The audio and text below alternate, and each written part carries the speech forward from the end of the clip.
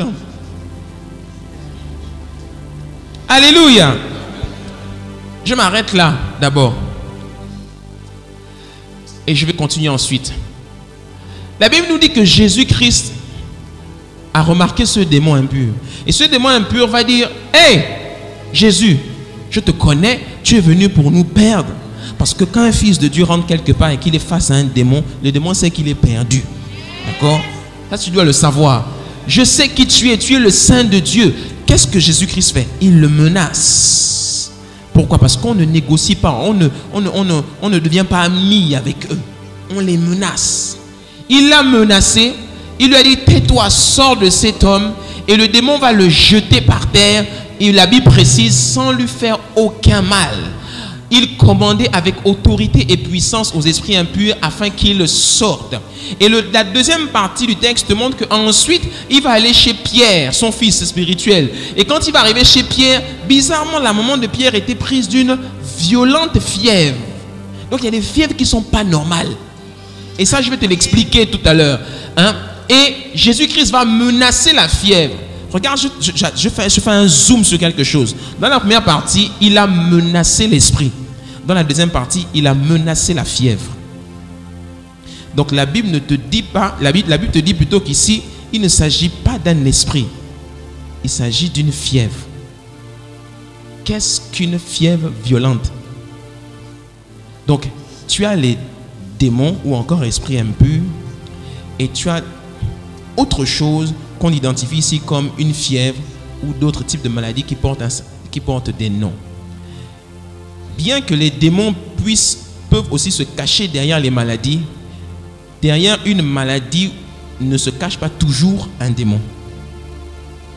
Je vais te l'expliquer. Alléluia. Si tu es avec moi, fais comme ça.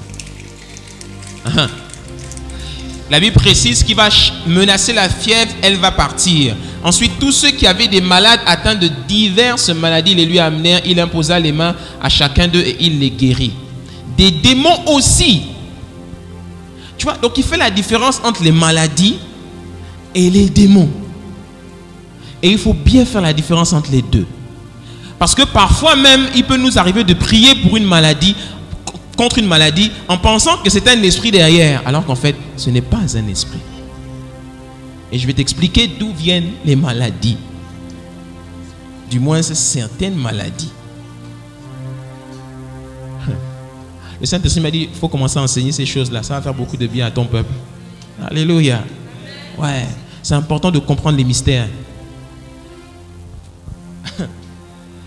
Mais le texte termine en disant que, bien que vous avez vu tout le show que j'ai fait là, avec les démons, etc., ma priorité, c'est d'annoncer le royaume de Dieu.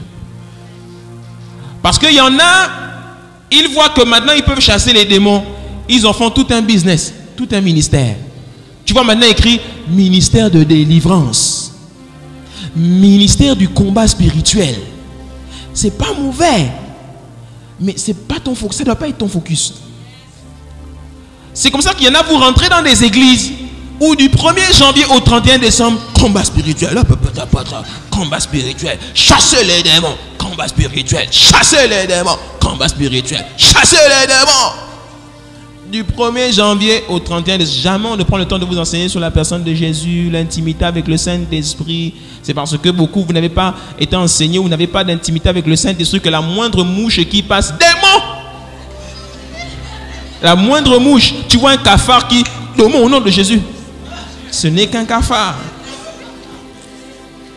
Ou bien une personne t'embête. La sœur là, elle me cherche au travail. Hein. Elle est possédée de quel esprit? Seigneur, je prie au nom de Jésus contre l'esprit qui m'oppresse au travers de la sœur là. Non, elle t'embête juste. Elle n'a pas d'esprit.